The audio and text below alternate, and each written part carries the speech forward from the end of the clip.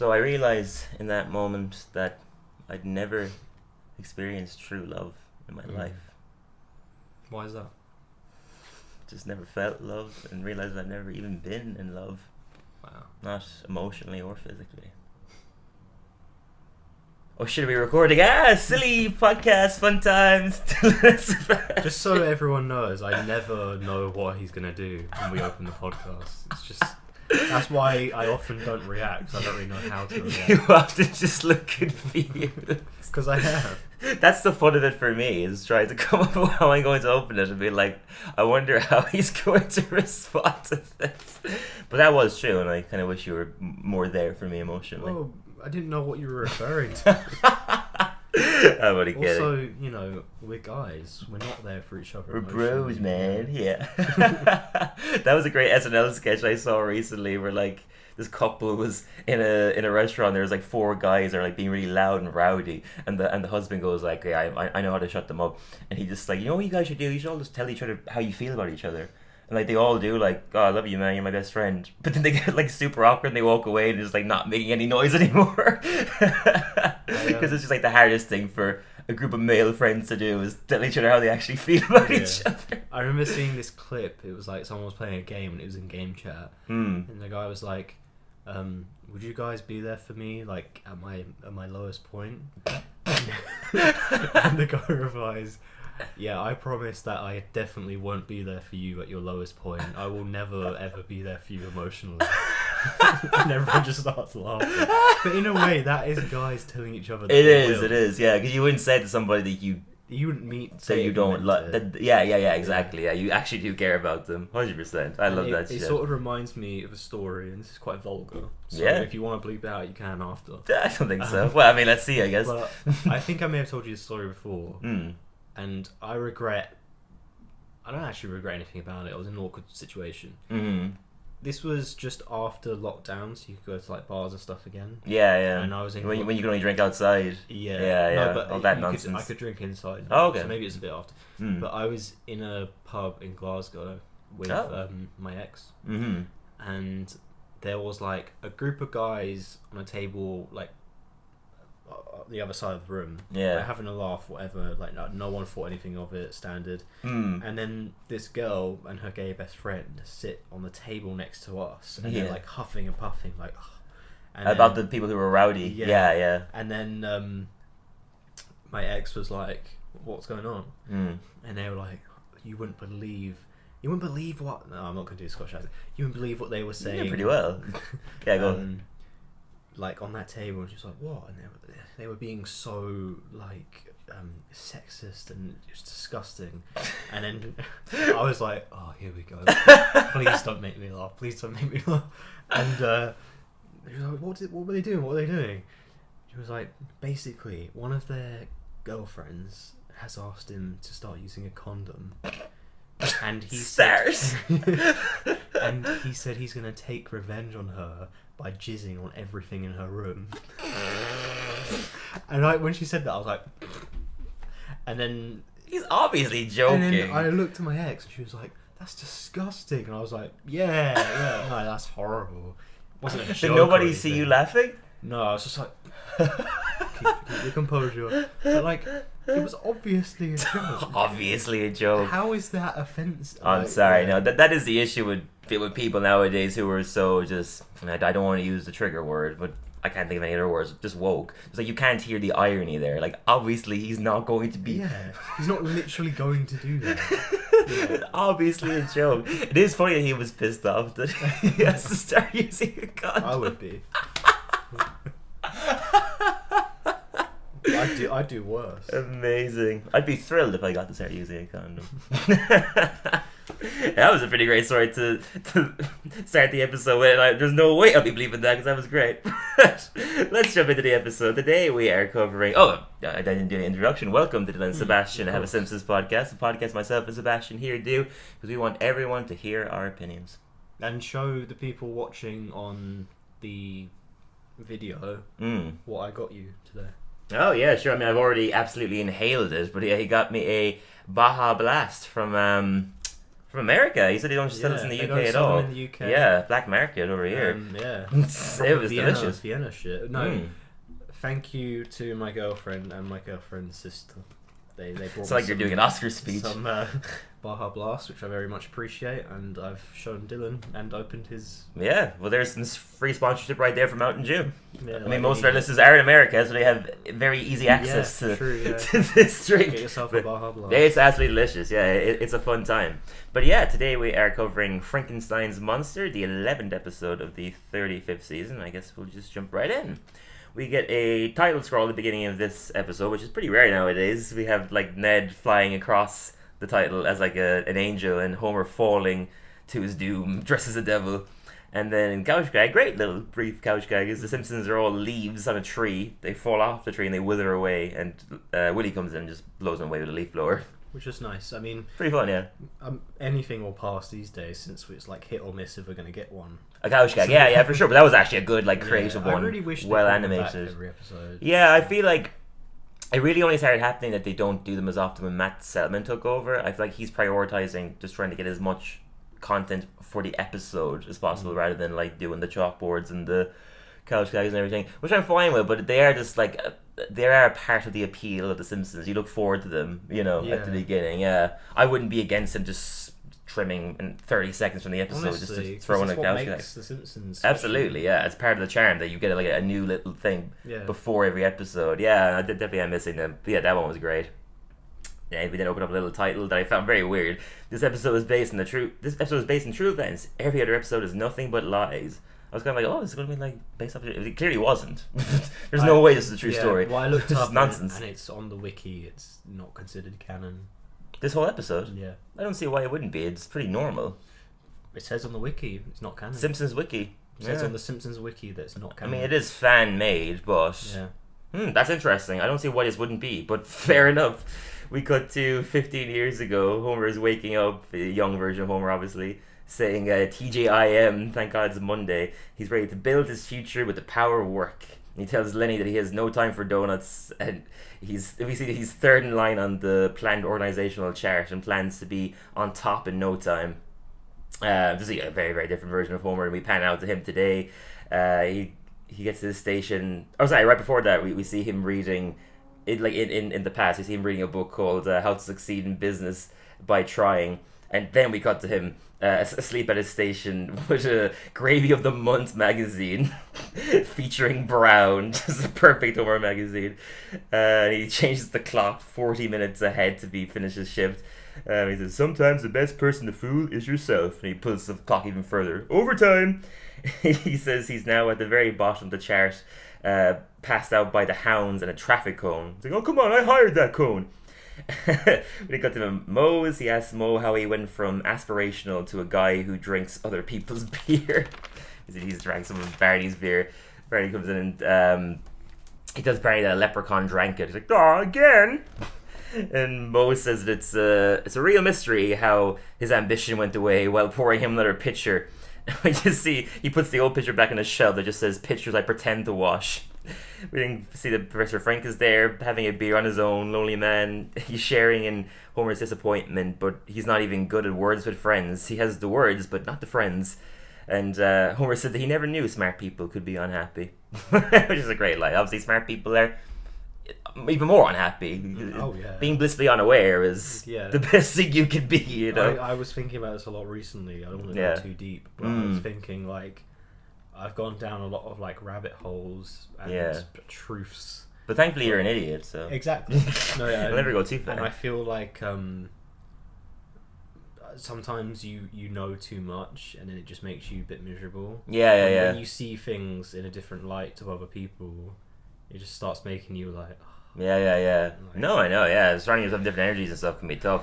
I mean, I do think he's an asshole, and I don't agree with a lot of his philosophies. But my heart does go out to Elon Musk and that freaking in that Joe Rogan podcast where he just talks about how stressful it is to be in his mind because he's just hyper intelligent. Literally, you can tell when he's sitting there like there's so much going on in his brain that he can't actually physically get things out because he's just like there's so much going on up there. Absolutely, like, and he also just can't be fully present. Yeah, there's a cost to being a genius. Absolutely, yeah. I think I'm of a decent IQ, but I'm grateful I'm not that level. Yeah. You know what I mean? Because that actually does just sound misery. I don't want that, you know? But yeah, he then gets a call offering, Homer gets a call offering him a job at the plant in Shelbyville. And Homer's like, are you sure you're not looking for someone younger or more Lenny? And they said they're impressed by his resume, and the resume was great. And I wrote only a few of them now, because he wrote so much. But it's just all jobs he's actually had in the show. It says member of the B Sharps, voice actor, carny, fortune cookie writer, manure salesman, town crier, mall Santa, and used car salesman. So good. It's all the best ones. Yeah, so good. Yeah, it just makes sense too, because they never really made that joke before, but it's like, if somebody in real life had a resume like Homer Simpson, you'd be like, oh my god. Wow. Yeah, so impressive. Such range. Exactly, yeah, so much range. And he worked in a nuclear plant for years. plant. Yeah, exactly. So much He versatility. did all that on the side. Yeah. He just made a movie with Mel Gibson and had a successful band that won Grammys and everything on the side while he was still working at a nuclear power plant. But they scheduled an interview with him. He starts imagining him on a yacht with Marge, and Marge is like, this never would have happened if you hadn't been sitting in a bar away from your family. And Bart comes in like, I'm your self-doubt, and I say you're going to screw it up. And Lisa jumps in like, I'm your ambition, and I say you're going to blow it. And then Maggie comes in and talks saying, nobody loves you. And Frink says that he'll help him get the job with the power of science. I was like, what does science have to do with nuclear science? Such a dumb line. He says he can help him even if he has little accolades, except for the easy one, an Emmy. Funny little dig. We see Carol has one too, and Barney has two, and he uses them as cord holders.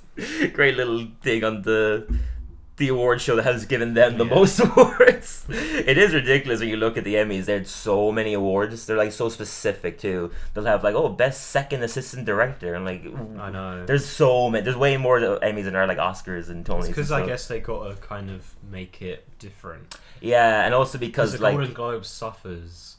I mean, I love it because it's such a Ranger piss is. take. Yeah, true. But like, Massive Golden mistake. Globe suffers because it's essentially just a poor man's Oscars. Yeah. Because they do the same awards. They do the same Absolutely, everything. but it's nowhere near as prestigious. Yeah. They're not well regarded. The Golden No. Globes, like, it's cool to win it, obviously, but it's not like a huge Some people accolade. just don't show up. Yeah, They have an exactly. award or been nominated. Somebody accepts the award on their behalf. Yeah, it happens all the time. It's always so awkward. And they have the people there, just like a little photo of one guy, then that guy wins. But yeah, he's preparing for his interview.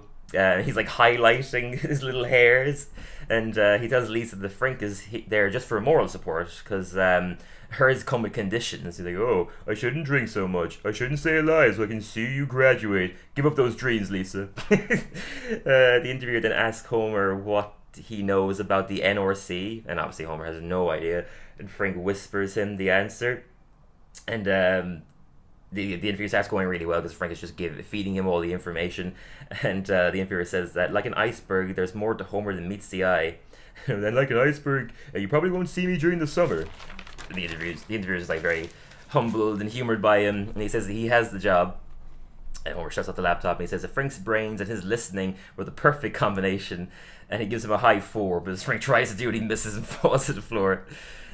Frink tries to bail out, but Homer reminds him of the old saying, one of my favorite bits is, give a man a job, you feed him for a day. Do a man's job, you feed him for a lifetime. And Frink's like, fine, I'll do it, I'll do all of it. Which, it set up a fun little episode, but it didn't immediately make me go like, what's in it for him? Like, why was he doing this? For Professor Frink, like, because there's never anything said that he's like giving him his wages or anything. He's splitting his wages with him. He's just doing him a massive favor for no reason. Pretty much. That's what it seems like. Yeah, like it doesn't benefit him in any way. It's mental. I guess he is like just so sad and pathetic. He probably just likes having someone's attention. That's the thing. Yeah, that's really what's going on. What is his job?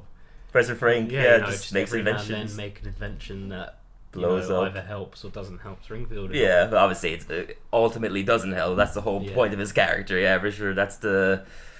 He's like I like Frink as a character. But he's definitely like he's a great execution character because there's so much you can do with him. He sets things up. He's the inventions guy. But this was my favorite bit of the whole episode for sure. The inventions guy. This is my favorite bit for sure. He has his eggs interview with Smithers, and Homer's like, well, I have a good feeling about this one. And Smithers takes out the Homer Simpson job sabbatical. He asks him, how long this time? And it's like, forever or temporary. He takes forever. Do you want to burn some bridges or all bridges? Takes some. you want to send money to your bartender, your wife, or your kids? His bartender. Do you want your workstation destroyed or kept clean? Max destroyed. And he's in this instance, where would you like everyone here to take their job and shove it? He's like, oh, I'll let you pick. He just ticks, where the sun don't shine, in your ear, up your nose, hippos hiney. He's like, now all that's left is for you to storm off dramatically. He's like, don't tell me what to do, I quit, and storms off. Great little bit. Loved it.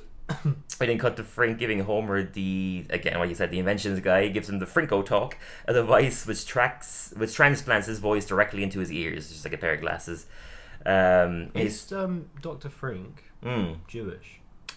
I never really thought about that. He has that Jewish accent. Well, you know what I mean? Well, Hank Azaria, the voice actor, based him off Jerry Lewis, the comedian who was very Jewish. So I guess in that way, I guess he is, but it's never really been mentioned. No. Yeah, I guess so. Yeah, I mean, Krusty is Jewish, of course, Krustowski, but yeah, 100%. Yeah, he gives him the Frinko talk, and he says he'll be like his pet parrot Wedgie. We cut up to the parrot, and the parrot's like, I'm in a cage, Professor, and even I have more fun than you.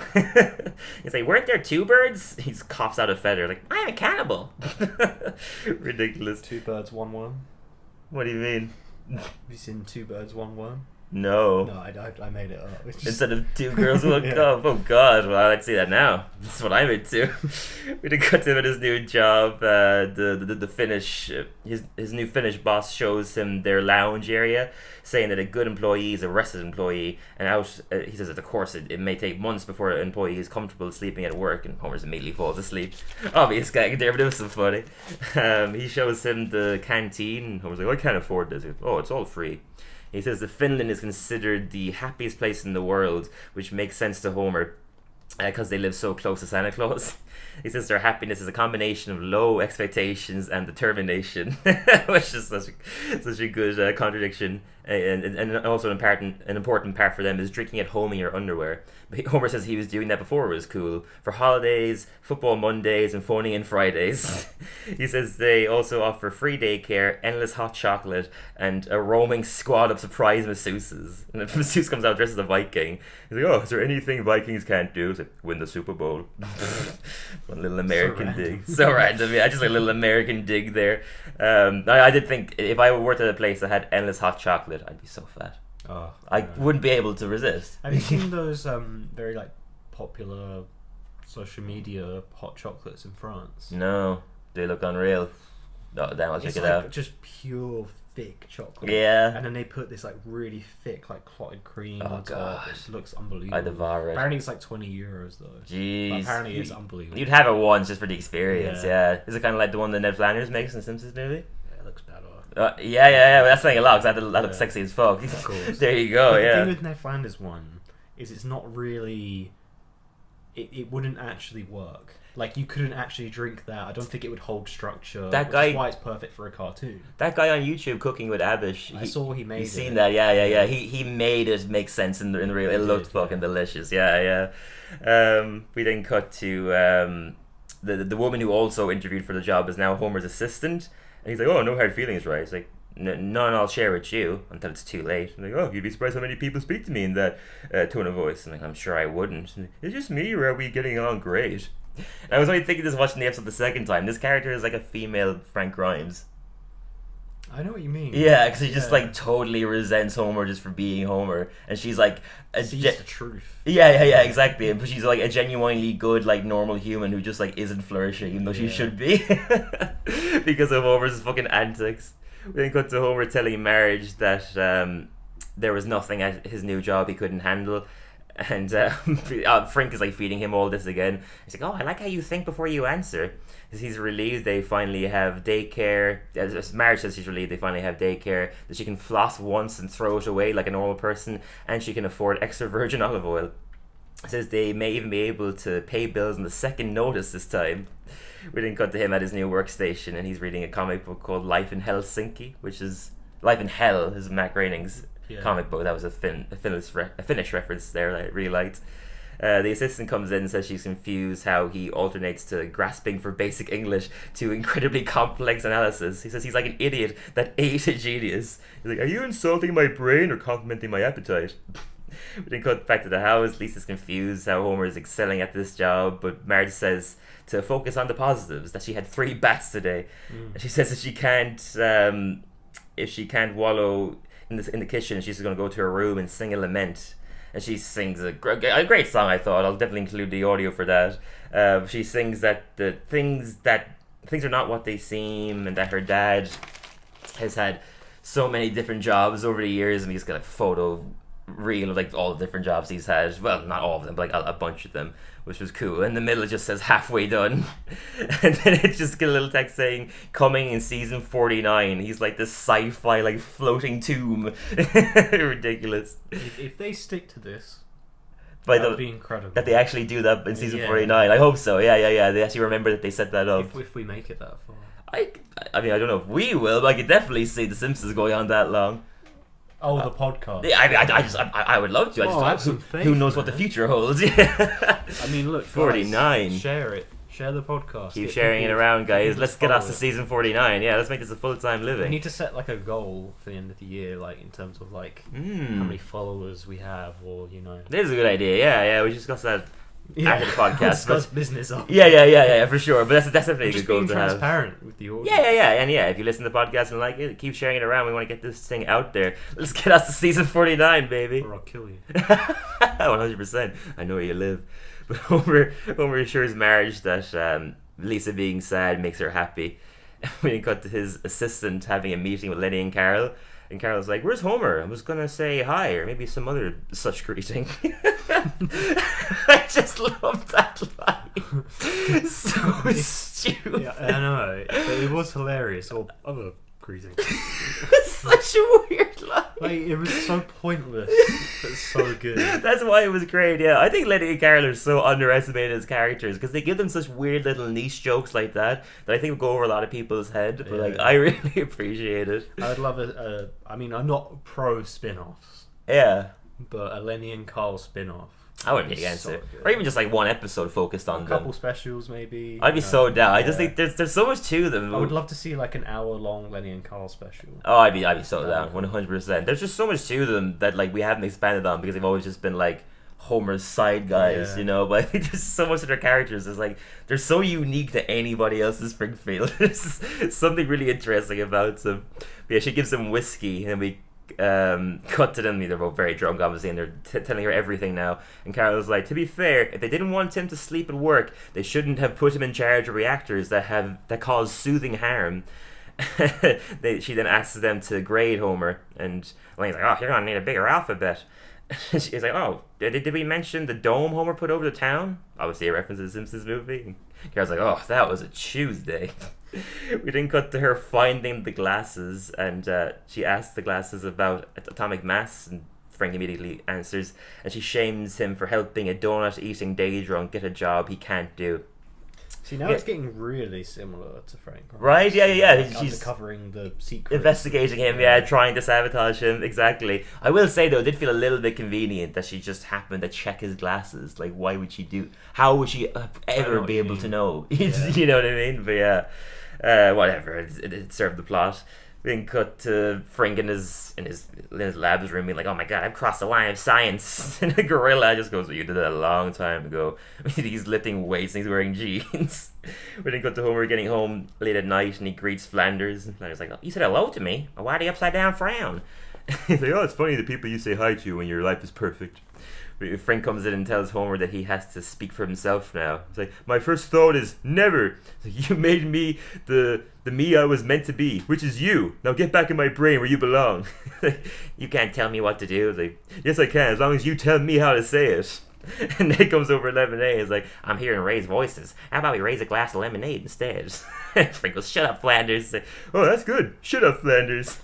We then got to his boss inviting him on a corporate skiing and science retreat. And he's like, "Can I just do it over Zoom?" We then got to him and Marge in the car together on the way to the skiing resort. In the car, Marge is listening to Lisa's lament, which is now uploaded onto Spotify. And I was like, "Oh boy, I wouldn't want to be that dad." And Marge is like, "Oh, it's a real earworm." We then cut to... Oh yeah, he grabs the glasses again and asks Frink for directions to the resort. Just needs him for everything. But Frink abandons him and throws away the speaker. And we then cut to the ski lodge. It's called Yikes Peak. And his boss tells him that they need to run an analysis on the turbine. And the parrot starts talking into the speaker. This is such like a cliche sitcom gag. Someone feeding someone information and it going wrong, but I honestly always enjoy it. It's just like a classic gag, for sure. A parrot's talking to him, he doesn't doubt it and just repeats what the parrot says. Like, it's great. But yeah, the parrot just starts going, pretty boy, and Homer repeats it, and his boss is like, oh, I appreciate the compliment, but we need to talk about the turbine. And he says, I probably want a cracker. And Homer just says he wants a cracker and to get a cracker for him. Then his assistant hacks into the frequency. Then the assistant's mom also hacks in. It's like, honey, I found your diary. You were such a sad little girl. Like, not now, Mom. So dumb. And Homer's just like, can we put the parrot back on? He's like, I'm a budgie, you idiot. He then greets, the assistant greets herself to Marge as the qualified person that her husband took the job from. And she's like, oh, you'll have to be more specific. And she questions why he has... She asks Marge the question why he has an earpiece, because he's not a secret agent or a backup dancer for Rihanna. Not with that ass. She asks, as a woman, doesn't she want a more qualified woman to get the job she deserves? And Marge is like, as a woman, don't you want me to be able to have a bath every day? But then her words and Lisa's song start getting into her head, and she urges Homer to tell the truth. He runs out of the ski resort and announces himself as a fraud. And somebody else goes, I'm also a fraud. I'm not Finnish. I'm Danish. And the boss is like, get out of here, you southern scum. And they all start declaring themselves as scums in like a Spartacus way. And somebody else goes, I'm also a fraud. My Tinder pic is from 9 years ago. It's like, you're worst of all. And as he tells his boss that he can't work another day, he starts to like ski backwards over a cliff. He's like, do I still have health insurance? Like, I cancelled it 1 minute ago. Nobody call an ambulance! And he starts falling down. He's like, God, not again! Obviously a reference to the classic Bart the Daredevil. And then final little gag of the episode is him having his interview going back to the power plant with Smithers. He's like, are you going back to work here at hand, defiantly, or begging for mercy? Like, is there a box for preposterous scheme that blew up in my face? Of course there is. Did you learn a lesson? Because I did, but I'll soon forget it. Like, welcome back, Simpson. Like, don't bug me, I'm on a break. yeah, a fun episode. Yeah. I enjoyed it. Nothing like special, but like classic. Just gets the job done. Entertaining throughout. Of course. Yeah, and that's what I appreciate about this episode, because 100%. Obviously, during you breaking that down, then you were saying a few things like that was convenient, that didn't make sense. Plot wise, I didn't mind it. Didn't really care, no. As much it only really came to me because we're analysing it. You don't notice it just watching it in 20 minutes. And I didn't mind it or notice it too much because the episode was so much fun. Yeah. And it was a very like gag heavy fun episode. Absolutely. So I was sad that this had nothing to do with Halloween. Why? First of all, because it was called Frinkenstein's Monster. Oh, so like, you went in kind of expecting something else. Yeah, sure, I hear that. And yeah, this is considered a non-canon episode. Very weird, Therefore, I wish they kind of went all out. Yeah. Because it feels weird to make something... You can fact check me if you want, I could be wrong, but I'm pretty sure I looked it up and it wasn't. I trust Simpsons Wiki, it's a weird choice. It does feel strange that they would go out the way to make it a non-canon episode, but not do something a bit outrageous. Pretty normal Simpsons episode, it didn't need to be. There was much more they could have done with the episode, which is a shame. However, it was so much fun, and sometimes it's nice when you know the writers were just there for the ride with you. Yeah, just having fun with the gags and everything, not trying to go anywhere profound or deep with it. Yeah. Frink played a really good role in being the secondary character, which, speaking for all Simpsons fans, we've waited too long. Absolutely, so long since we had a Frink-focused episode, I can't rate it too highly, because it could have been so much more than it was. I'd agree. But because it was so much fun, I'm going to give it 7.5. Yeah, I get the exact same rating. Yeah, a really fun episode. I definitely agree. There's more they could have done with it, but at the same time, I didn't leave it being like disappointed. I still had fun with what it was anyway. Sure. You know, so yeah, I'm not mad about it, but I do agree that it could have been. Yeah, they could have done more with that concept for sure. Not really anything too different from what you said, really. I said it was a very just fun episode, but it did have the potential to be great. But I did love just having a Frink-focused episode. And I also loved all the references to old episodes, like about him, like the episode of the reference to Bart the Daredevil at the end, and all the references to his previous jobs and stuff. But I loved the sequence of Smithers giving him an exit interview that they have one specifically for him because he goes and gets a new job so often. So that's now like in my head something that they always do whenever he gets a new job. They give him an exit interview. Yeah, I thought that was great. Yeah, just like a fun episode for sure. Nothing exceptional, but like as you said, there's a fun ride. Yeah, absolutely. So yeah, let's jump into the news. So a good bit of news this week because Comic-Con happened like last week, I think. Okay. So a good little few things were announced there. They announced GayCon. Oh, I wouldn't take that if I was you, nerds. Take this man down. Fuck you, nerds. You're gay. Speaking of being a nerd, Speaking of being gay, having a podcast about The Simpsons. Speaking of being gay, Dylan Harris. Oh yeah, hey guys, this is my way of coming out, Dad. I'll be here for the rest of the night. Dad, I hope you're listening. They announced that season 36 will feature a Venom parody. This is obviously in Treehouse of Horror, entitled Denim, which will involve Homer's alter ego, which will be animated by Stupid Buddy Studios, which is the crew that does Robot Chicken. Yeah. And they've done all those great couch gags in the past, so they're going to be animating That would be sick. like Homer's Venom, basically. Yeah, so I love that setup already. It sounds fantastic. And they also announced a second trio of horror stories inspired by Ray Bradbury's short stories will air this next season, entitled Simpsons Wicked This Way Comes. This is going to be separate from Treehouse of Horror. Sounds great. Yeah, I'm so down. I don't know who Ray Bradbury is, but he is meant to be a very popular writer. As we're speaking now, the first episode of 36 came out, right? Recently? It didn't come out, no, but it got announced. Oh, okay. That's next, yeah. The season won't be out till September. But yeah, that's coming up in a second, yeah, teaser. Andy Serkis is also confirmed to feature in this Halloween episode. Nice. And the showrunner Matt Selman says that it's going to be under the umbrella of Treehouse of Horror Presents, which is also what the It thing was from last season. Treehouse of Horror Presents. So I'm so down that they're doing like these separate Treehouse of Horrors from the main one. Yeah. You know what I mean? I'm so down for that. So they confirmed the season 36 opening episode will be entitled Bart's Birthday, and it will feature Conan O'Brien in a prominent role, as well as Tom Hanks, Danny DeVito, and John Cena. And Matt Selman said it's a big, bold idea. So I'm down, especially Conan O'Brien in a prominent role. I'm so down for that, 100%. Make his long-awaited comeback. Another episode was described as a spiritual follow-up between two short films about Springfield, but with a twist. So very, very down for that. Yeah, some really exciting episodes announced at Comic-Con there. So really looking forward to that for sure. Wow, not so gay. Not so gay at all. No, I wouldn't consider it gay. Very straight. And that's coming from me, a very gay man. He knows from experience. When I say gay, that is the epitome. My buddy Jacob Truman has a great joke where he says, he must be telling the truth. He's a true man. He's a true man. He has a great joke where he says, I'm so gay that when I brush my teeth, I do it like this for some reason. Oh my god. So good. That will now be turned into a GIF. Yeah, I guess so. You have my consent, internet. But yeah, let's jump into Seb's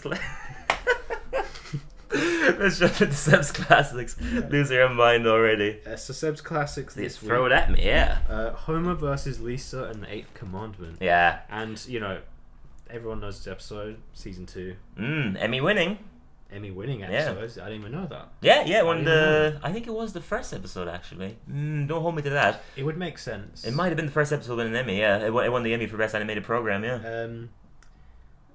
But so I'm not going to break down the story of the episode because everyone knows the story. But I'll just talk about the kind of highlights and. I wouldn't say it's as well known as some other episodes from season 2. I think it's more so because everyone's watched all the Simpsons. The OGs, and season 2. A lot of people, if they're like rewatching it, might miss season 1. Might, start with season 2 for sure. Yeah, season 2 is great. Season 2 is great in a different way to the other classic era Simpsons because it's a little bit darker, and they explore some subject matters in a way that wouldn't be quite as serious in later seasons. This is a prominent example of that because they go pretty profound on the message for sure. And it's interesting because obviously it's you shouldn't steal. Thou shalt not steal. Yes, but I feel like that's like a different. I feel like there's an exception to stealing a cable TV. Yeah, I know a lot of people who do it. Yeah, I'm not gonna name any names, but I that know a lot of people. reminded me because I know a few people that have they just call it a dodgy stick. Dodgy box, yeah. And they just have this stick and they have everything. Yeah. It's every movie you can watch live network one TV. Price for it. Yeah, exactly what Homer does in this episode. Yeah. It's crazy saying that this has been going on since then. I know, yeah. This is what, 1990, 91 maybe? Crazy. But I think they took advantage at the right time of making a satire episode about cable TV because it was when it was really becoming a big thing. I didn't think of it that way. That's a good point. Yeah, for sure. And as funny as it is, I think most people watching this episode begin to think of how it kind of affects their day-to-day lives and what they do.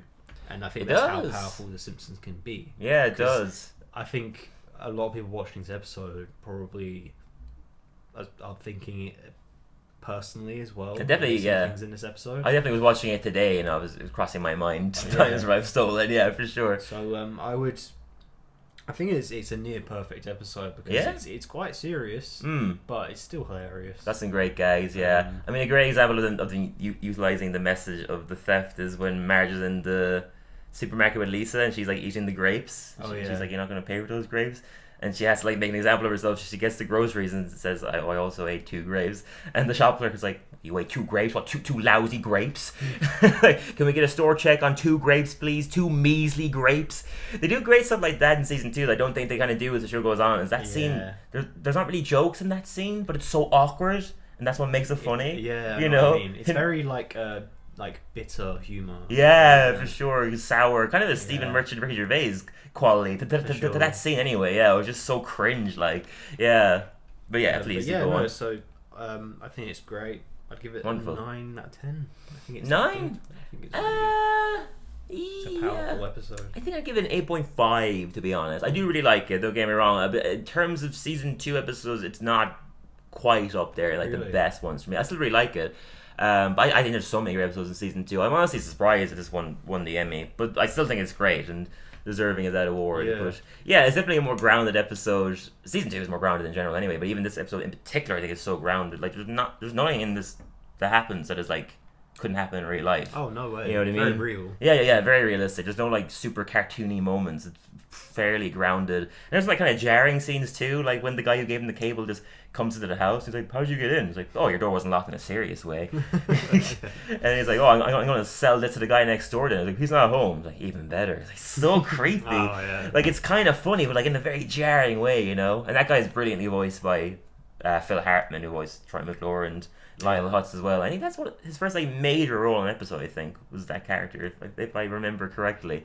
Fun little gags throughout. I like when they're getting obsessed with the cable TV and it's like this is like a pan of them watching different stuff and Bart's being like, "Whoa, Jaws is going for the boat," and pan out again. He's like, "Whoa, Die Hard's jumping out of the building." He's just calling all the characters after the movie, which is like something we do as kids, I guess. Yeah, for sure. It's the Toy Story guy. It's so accurate to a child at 10 years old for sure. What else do I like? I love the whole sequence of him watching getting everyone to come into the house to watch the game. Oh yeah, everyone coming together there was great, and you had to. That was nice. Yeah, you build up on the theft as well when like Mo comes, so he has to hide all of the pint glasses he stole from the bar, and then Mr. Burns comes, he has to hide all the things he took from work. That's so great. Mr. Burns, I thought was one of the highlights of the episode as well. When he's like saying, "Oh, I want to go and watch that game," and so just like, "Well, sir, I must remind you are a very wealthy man." Like, "Why, thank you, Smithers." Like, "No, but you could just buy the game." Yeah. You could just buy the game I'm not yourself. giving you a compliment. I'm just saying you can literally go. Just stating facts here. Yeah, you could buy out the whole stadium. Yeah, exactly. And he goes, "Oh no, I want to see his home. I want to see that door handle just hanging by a by a syringe, and I want to see the dog pleading, trying to find a place in the house where he can die happily." Such a weird little monologue. Yeah, a really fun episode. Like I said, just pretty grounded and dark in its delivery, but the message is good. I always, as you know, love Homer and Lisa episodes, and this is a prime example of a great one. I mean, it's called Homer and Lisa versus the Eighth Commandment, and I love seeing Homer come all together at the end. Actually, I think my favorite quote of the episode is when he says like, "Okay, I made 2 choices. 1, I'm cutting the cable, and 2, I'm not very fond of any of you. And then goes up, and in a classic Homer way, is trying to cut the cable, ends up cutting everything other than the cable. Yeah. Very, very good. Yeah, classic. Fun, great season 2 episode. Not my favorite personally. My favorite probably would be Lisa's Substitute, but still really, really solid episode for sure. Yeah, 100%. But yeah, let's jump into Keep It Short then. Well, speaking of keeping it, no. I was waiting for it. I had an idea for a segment. Okay. Yeah, absolutely. I could have told you before, but I like keeping it transparent with our audience. There we go. Yeah, I haven't heard about this yet. I'm going to call it, see how it goes. I'm going to call it 10 questions. Okay. And we could make it less questions depending on how good you are at this. I think I'll be pretty good. You have 10 questions. As long as they're Simpsons related, I don't know what you're doing You have here. 10 questions. You have 10 attempts to start my... No, you have 10 questions. I don't think YouTube will allow it. Did I mention you have 10 questions to guess... You having a stroke? To guess the Simpsons character I'm thinking of. Oh, interesting. So this is fun. You can guess. A guess will count as a question, but you have... technically 9 questions, and I have to guess on the 10th. 10th attempts. If I haven't already. Yeah, but you can guess in between, it'll count as a question, but it's called 10 questions. I get it. 10 attempts to get the character. I'm down. It's called 10 questions, 10 attempts to get the character. No, it's just called 10 questions. Alright, that's a long-winded name. Okay, is it a family member? No. Do you associate the character with Homer? No. Oh, with Bart? Nope. Oh man. Has he appeared in like 100? Oh, is it a man, a male? It's a male. A male. Has he appeared in 100 episodes plus, like a lot of episodes? Most likely. Oh man, I have 5 left. Oh, so he's a prominent character outside the family. You don't associate him with Homer or Bart. Would you associate him with Marge? Nope. No. Is this just yes or no questions? No, you could get me to say something. Okay, who would you associate the character the most of the main characters in the show? Grandpa. Grandpa? Fascinating. Does he live in the retirement home? Yes. Jasper? No. Oh, I only have one guess left.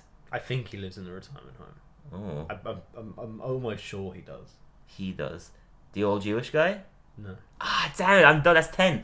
Can I still try and guess? I could have fucked up. You don't know if he lives in the I retirement home. got my facts straight before I started. It's another old person that you think lives in the retirement home. It's not Jasper, the old Jewish guy, but it is a male. It's obviously not Mr. Burns, the only other old guy I can think of. You must have been really obscure you've here. Lost, but you can have a guess. You must have been really obscure here. Another old guy. Oh man. He's probably appeared in 100 plus episodes, but I still wouldn't say he's a prominent character. No, a super prominent character. You think he's probably appeared in 100 plus episodes. You're fairly certain he lives in the retirement home. Fairly certain. Man. Can I get another hint? Well, he's not prominent, and usually he has like one line. Mole Man. Yeah. Damn it! Was I wrong about anything there? I don't think he lives in the retirement home, actually. See, I was unsure. I don't recall ever seeing him there. Well, it would make sense. Where else would he live? Yeah. It would make sense. Because we don't know, really. We don't really know. I don't recall ever seeing him there. I should have probably just said I don't know. Yeah. No, I don't recall ever seeing him there. No, yeah. It would make perfect sense, but we've only ever seen him just being out and about. Yeah. Just being pathetic. He's definitely appeared in 100 plus episodes, though, for sure. Yeah. Damn, yeah, I lost it there. Damn, I mean, I got it towards the end, but yeah, I didn't get the first 10. Did you like that? I like it. We should do it. I'm down. I don't think it's fair if I do it with you, because it would be very difficult, I think, for me. Yeah. It makes I sense think if I come up with something. It's more fun, the layman trying to challenge the know-it-all. Yeah, I think that's more fun. I like this. Yeah, really fun new segment. All right. I think 10's a good. 10's a good. That's not going on too long. Yeah, 20 might be a little bit too much. Yeah, cool. Let's jump into Keep It Short then. So this one is called Football. You saw this one? I did. Yeah. The original air date was October 18th, 1987, and it was a reasonably fun one. It's the classic Homer, not anything like the one we know in the show at all, and I'm about to do your favourite thing, doing the voice. The impression he somehow is better at doing than normal. The real Homer. Somehow I have not heard this character anywhere near as much, obviously, but nailing this voice. Homer says if he catches the ball to Bart, that he'll buy them all chocolate milkshakes. He gets hit by a tree and the wall, and Homer's like, throw it again, and he warns Bart about a fence behind him, a ditch, a dog, and a cliff, and he falls off the cliff. And he's like, oh, that boy just don't listen. He then gets him to throw it again. He's like, then a boy, chocolate milkshakes, here we come. Such a weird line. So bizarre. Like, you can imagine normal Homer, chocolate milkshakes, here we go. Chocolate milkshakes, here we go. Yeah. Woo! Yeah, it's so not chocolate milkshakes, here we come. It's like, oh, I'm so glad they ditched whatever they had in mind for this character and just changed him to the lovable buffoon that we know now. He's so ridiculous. I mean, I genuinely think the least likable character in these shorts is Homer. oh yeah. Which, you know, is saying a lot because he's now my favorite fictional character of all time, but not this version of him. He's a dick. 100%. He's just a mean dad. But yeah, he then throws the ball again and it goes right into Bart's mouth. He's like, when I said catch, I meant with your hands.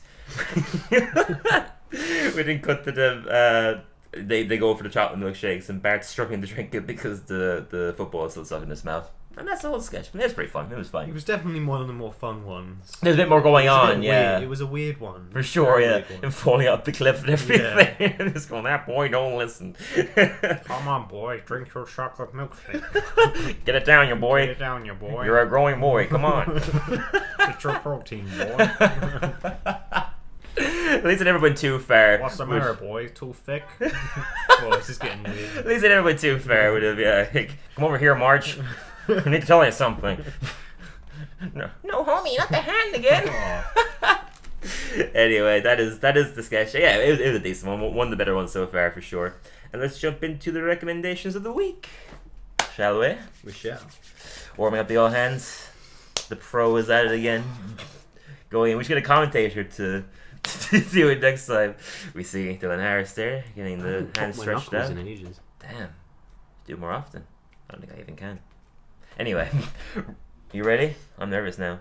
Rock, paper, scissors. Oh, let's go. Rare victory for Sebastian Sanga. In with the first recommendation. You should probably have this recommendation up. Oh, damn. So my recommendation this week Yes. is going to be Bad Friends. Bad Friends. Which is a podcast by Andrew Santino and Bobby Lee. I've only seen clips, but they're so fun together. Yeah. I need to watch more of it. And all credit to Dylan, because Dylan kind of opened me up to this alternative space of comedy. Oh, it's just they're just a lot of entertaining, people, fun guys. I maybe would have discovered them because I listened to a bit of Joe Rogan, and obviously they're all quite good friends of Joe Rogan. They're in that circle, yeah. And came up through his comedy club. Definitely blew up, at least, from Joe Rogan, yeah. But Dylan's the one that opened me up to alternative comedians, being, Sam Morril, Mark Norman, and that kind of opened me up to the other people in like their Bobby gang. Lee. I love Bobby Lee so much. And Argentino was hilarious, yeah. They're such a perfect duo. Bobby Lee is like outrageously hyper and funny and really excited, and you can see he still has like a child in him. Absolutely. And he's not afraid to show that. Crazy. Insane. And Andrew Santino is just so good at like keeping his composure, and, just randomly coming out with these like impressions. Yeah, he's great at impressions. He's such a good actor. He is, yeah. He's so good at impressions, and what I like is that absolutely. He always does justice to an impression. So if he does, he's a great Bill Burr. Yeah, you heard it. If he does an impression that is like racial, like he loves doing like the Korean and stuff, he does it justice because he does it so well. That he gets he does because Bobby Lee loves it. Yeah. I love when they're when the people in the background get involved as well. The tech guys, they're funny as well. And they're you can hear them laughing. Even their team is hilarious. It's so much fun, and they're such a good duo. And I'm glad that they. Even though they're quite successful now, I mean, Andrew Santino's in a few Hollywood movies. I know, really blown up. He's in that movie with John Cena, Ricky Smicki, and he's in that big show on FX. Yeah, Dave as well. He's got a big stand-up career. I mean, like I aspire to be someone like Andrew Santino. Big stand-up career, great film and TV career, and like has a successful podcast. Like, it's a great, awesome dude. Yeah. But like, I'm glad that they haven't really sold out, and they still do this podcast. Super humble. It doesn't seem like they care about money from this podcast. They're just doing it for fun. I'm sure they are making money off it though. Of course. Yeah. And they have a Patreon as well. Yeah, okay, yeah. But it's just I'm just fun, glad that they don't sell out, and they're still 100%. They don't care what's offensive. They don't care about anything. They just go for it, and it speaks to how big the podcast is becoming, because their last episode was with Jack Black. Really? I didn't know that. Wow, there you go. Yeah, Jack Black says a few stories on that, so I'd recommend it. Jack Black is a great guy. I do love Jack Black, and he's a super talented man, but I did not agree with the way he treated Kyle Gass. I don't, but he should have stuck by his mate. Remember that, there's other people involved. I know, I get it. I agree with you. But he turned around only a few days ago and says that they're now going to be back on tour together. Yeah. So, I think he just felt it was a good time to quickly take a break. I guess. And, he should have said nothing, and it would have gone under the rug, though. Yeah. It was just a dumb joke. You know what I mean? But yeah, I do love Jack Black, don't get me wrong. I think he's maybe one of the most talented people in the world. He can really do no wrong in the areas where music and comedy and even dramatic. Yeah. I think he's an underrated dramatic actor. He's great in King Kong. He did that really not known indie movie, Margot at the Wedding, with Nicole Kidman. He's fantastic in that. He plays like this brother who just has like a really short temper, just nails it. What's that Christmas movie he's in? He's pretty good in that. Christmas movie. Yeah. Oh, The Holiday. Yeah, he's so good in The Holiday. Well. The Holiday is such a good, feel-good movie. Yeah, for sure. But Bad Friends, I would also recommend. Yeah. Great one. On a rare circumstance, I've actually seen something that you're talking about. I love Bad Friends too. Yeah, just good fun. Just like switch your brain off comedy, in the best way possible, for sure. Now, my first recommendation is a very different podcast. It's called Number One Dad. Although kind of connected in the comedian way. It's this guy Gary Veeder who opens for Sam Merle. Great comedian. He has a special on YouTube as well that was really great. But he had a crazy childhood. So basically, his dad was just like a scammer, just like a scam artist, and was really good at it. And he like broke into like sports conventions and stuff, using his son as like this cute little kid interviewing sports people to get to like big sports icons. So as a kid, he literally met Michael Jordan and other like huge icons through his dad just scamming his way into places. And the dad also met Joe Biden, Donald Trump, and Obama through as the last three presidents, through just being a really good scammer, basically. That's crazy. Yeah, but he cut off all ties with his dad when he was 15 years old. And this podcast is basically about him trying to reconnect with his dad, but he doesn't know where he lives or anything. And while he's on the journey trying to track him down, we go back to the past and find out all the different crazy shit that he did. Basically, cool. It's really that's a very original idea. So original, really well done. People say podcasts are saturated, but like, come on, you've got some original ideas. Super unique idea. There's no podcast like it that I've listened to. I mean, it's a true crime podcast, but in a very different way. And it's so well done. It's so personal. You can tell that he's just exposing like probably the most intimate detail of his personal life, and just like he's leaving nothing on the cutting room floor. Like, it's just so honest, and really been loving them. I'm not done it yet, but like I can't stop listening to it. Like I will be finished soon. It's only 10 podcasts. It's a mini series. But yeah, we're really great listen so far. I've been completely captivated by it. Yeah. Nice. Ooh. Any other recommendation from you this week? No. Yeah. I just have one more then. A great documentary I watched recently called Good One, which is about my favorite comedian who I've mentioned on the podcast, I'm sure, before, Mike Birbiglia. Basically, all of his stand-up specials are themed, and his last stand-up special was called The Old Man in the Pool, and that was a recommendation before. Yeah, that was themed. The theme of that was death. So this documentary is him trying to find out what his next special is going to be, because he's like, my last special was about death. Like, what can I do that's bigger than death?